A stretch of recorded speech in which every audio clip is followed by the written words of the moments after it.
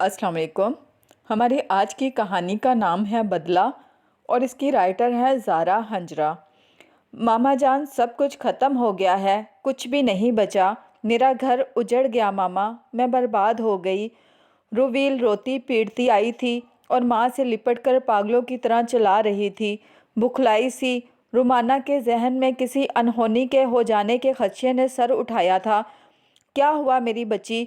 रुवील, क्या हुआ? बुखलाहट में बेटी को खुद से अलग करने की सही करती रुमाना के हलक से आवाज़ नहीं निकल रही थी। दाऊद ने मुझे तलाक दे दी है, तलाक दे दी है। इसकी आवाज़ इतनी तो बुलंद थी गोया आसमानों पर भी सुनी गई होगी। रुमाना को लगा था कि इनकी समातों पर किसी ने एटम बम गिराया हो।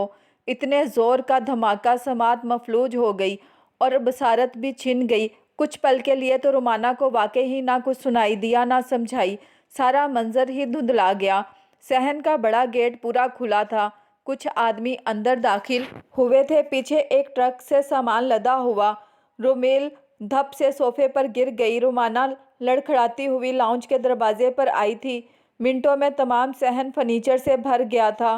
वो लोग जा चुके थे। असजद साहब झुके कंधों के साथ आए थे और लाउंज के दरवाजे पर खड़ी अपनी शरीके हयात पर एक कहर आलूद नज़र डाली थी। बाप को देख कर रुवेल फिर चिल्लाने लगी थी। मैं बहुत रोई थी। इसके आगे कितने वास्ते दिए थे कि मुझे तलाक मत दो, मगर इसने मेरी एक नहीं सुनी। बेटी की चीख व पुकार रुमाना को होश में लाई थी।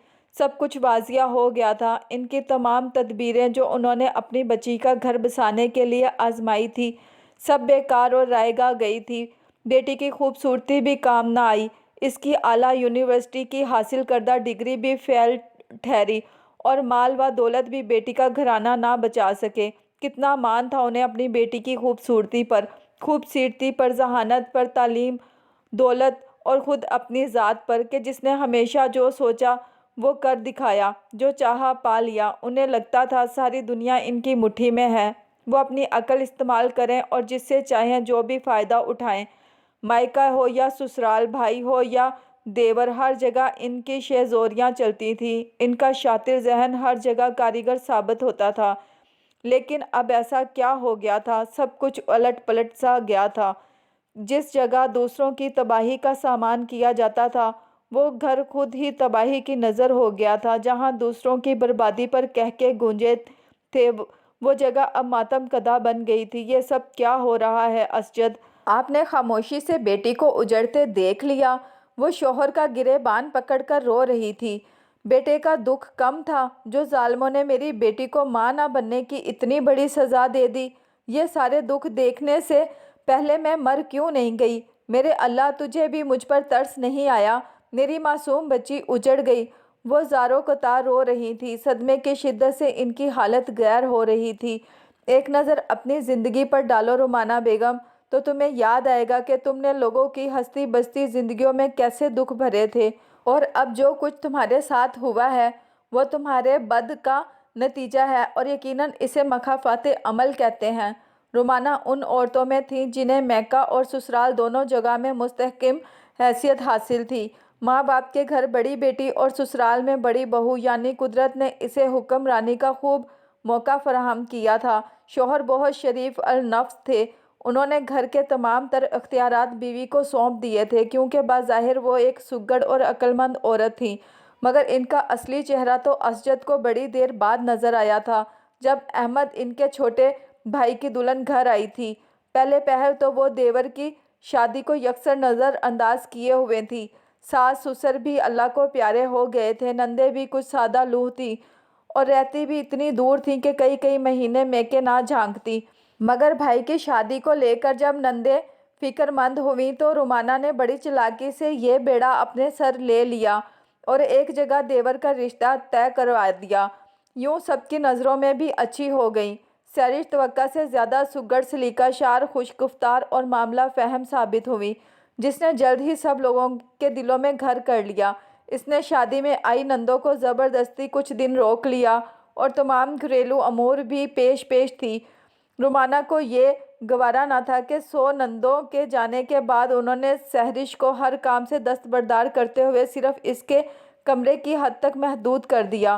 खुद तमाम काम सुबह सवेरे कर लेती और सहरिश को काम करने का मौका ही ना मिलता। सब लोगों को वो ये बताती कि ये 4 दिन सबके आगे आगे हो कि सबकी नज़रों में अच्छा बन रही थी। उन्होंने तमाम लोगों के दिलों में गलतफहमी के बीज बोकर देवरानी के लिए सबका दिल खट्टा कर दिया।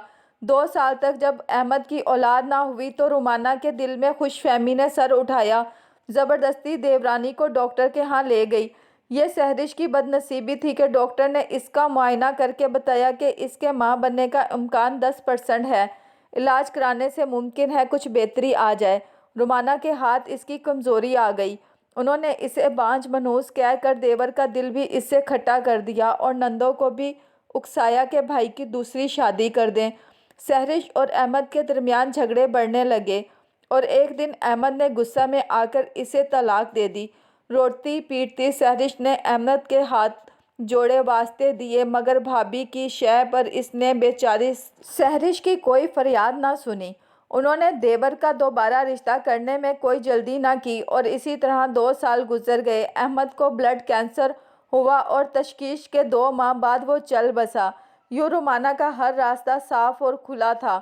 सहरिश की बर्बादी और अहमद की मौत पर इनके चेहरे पर कमीनी सी खुशी देखकर असजद साहब को वो डाइन लगने लगी थी, मगर वो अपने बच्चों की खातिर उन्हें घर से ना निकाल सके। तुमने इस बेज़र औरत की महरूमी को तमाशा बनाकर इसे जलील करके घर से निकलवाया था, तो देखो कुदरत का इंसाफ, आज वही सब तुम्हारी बेटी के साथ हो गया।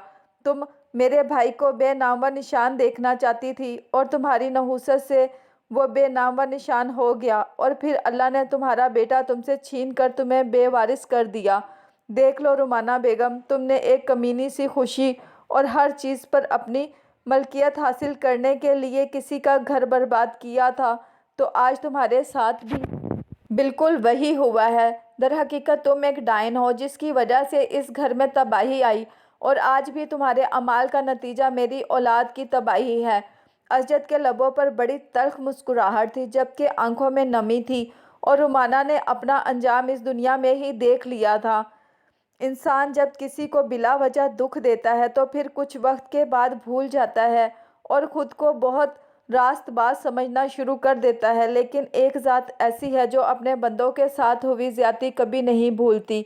अगर वो गुनाहगारों को गुनाहों के बावजूद सब कुछ नवाजता रहता है तो ये इसकी तरफ से ढील होती है।